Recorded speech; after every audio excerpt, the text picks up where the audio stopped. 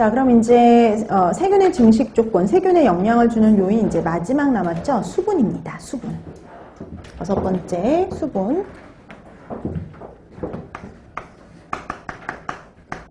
자, 근데 수분과 관련해서는 그래요. 그래서 우리가 이 수분을 자체를 따지기보다는 수분 활성도를 따지죠. 그래서 이 수분, 식품 내 수분을 모든 수분을 미생물이 이용할 수 있는 게 아니라서요. 미생물이 이용 가능한 수분의 비율을 나타내는 보통 수분 활성도를 가지고 표현을 하는데요. 수분 활성도의 정의를 두 가지 확인해 두세요. 식품의 수증기압에 대한 같은 온도에서의 순수한 물의 수증기압의 비율로 나타나기도 하고, 물의 몰수를 식품의 물에 녹아있는 용질의 물수와 물의 몰수의 합으로 나눈 값, 이렇게 말하기도 해요.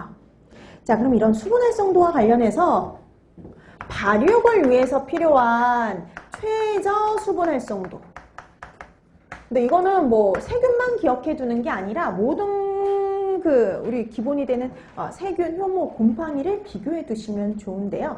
가장 많은 수분을 필요로 하는 건 뭐냐면 세균이죠.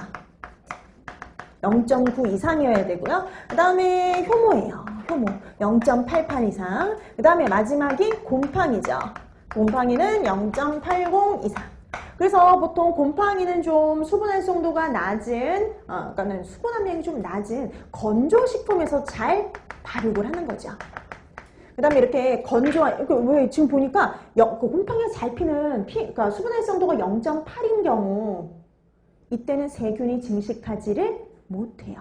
세균이 발육하고 증식할 수가 없으니까 이때는 곰팡이가 우세하게 잘 자란다 라고 생각하시면 돼요. 보통 곰팡이는요, 세균이 잘 못 자라는 환경에서 잘 발육을 하는 편이에요. 그래서 보통 대표적으로 건조식품이 대표적인 식품이 되는 거죠.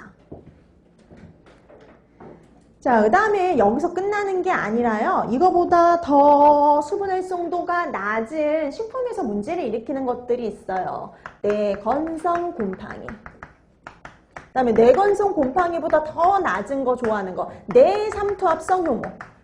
그러니까 삼투압에 견디는 거죠. 그래서 수분 활성도가 낮은 상황에서 견딜 수 있는 거, 내삼투압성 효모. 그러니까 삼투압에 잘 견디는 미생물들이요, 가장 낮은 수분 활성도에서도 생육이 가능해요. 그래서 기본은 이거죠. 세균, 효모, 곰팡이지만 가장 낮은 데에서 가능한 거 내삼투압성 효모입니다. 보통 이거는 뭐 0.60 이상. 자, 이렇게 해서 발육을 위해서 필요한 최저 수분 활성도를 비교를 좀 해주시면 되겠고요. 그 중에서도 가장 낮은 수분 활성도에서 생육 가능한 거 내삼투압성 효모예요. 그래서 거기서도 보이듯이요, 발육 가능한 그 상황을 보면은 내삼투압성 미생물, 내삼투압성 효모에 대한 얘기예요. 그래서 환경의 용질 농도의 증가에 대응해서요, 세포 내의 특정 용질을 축적을 시켜버리는 거예요. 그래서 특정 용질을 축적시켜서 세포 내 삼투압을요, 외부보다 높게 유지하는 겁니다. 내삼투압성 미생물이 보통 그래요. 그래서 여러분, 왜 삼투압이 높아지면 일어나는 현상의 대표적인 현상이 뭐예요? 탈수죠. 우리 왜 배추 소금 절인 거 생각하시면 돼요.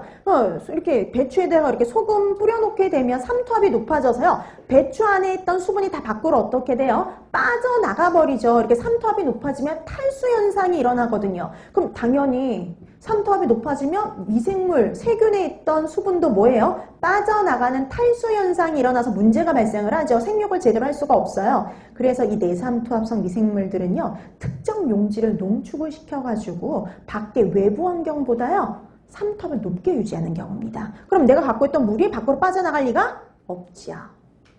자, 그래서 내삼투압성 효모가 가장 낮은 수분 활성도에서도 생육이 가능하다, 이렇게 봐두시면 돼요. 자, 그 다음에 그 밑에도 보세요. 우리가 보통 일반적으로 증식할 때보다요, 어떨 때 더 많은 수분 활성도를 요구하냐면 포자가 발아할 때요. 여러분, 포자는 여러분 씨와 같은 상태라고 보시면 돼요. 여러분, 식물이 씨가 싹이 나려면 영양분과 수분과 적절한 햇빛과 여러 것들이 요소들이 필요하죠. 여기도 마찬가지예요. 포자가 발아해서 다시 세균 상태, 세포 상태로 돌아오기 위해서는요, 더 많은 수분이 필요합니다. 자, 그 다음에 한번 보세요. 또 같은 동일한 미생물이라도요, 증식 환경의 pH, 영양 조건, 그리고 유리산소의 유무, 그 다음에 수분 활성도를 저하시키는 물질의 존재 등에 따라서요, 생육에 요구되는 수분 활성도가 어떻게 된대요? 달라진대요. 그러니까 상황에 따라서 요구되는 수분 활성도가 달라질 수 있다는 소리예요. 그래서 한번 생각해 보세요. 최적 상태. 지금 미생물이 좋아하는 최적 온도예요.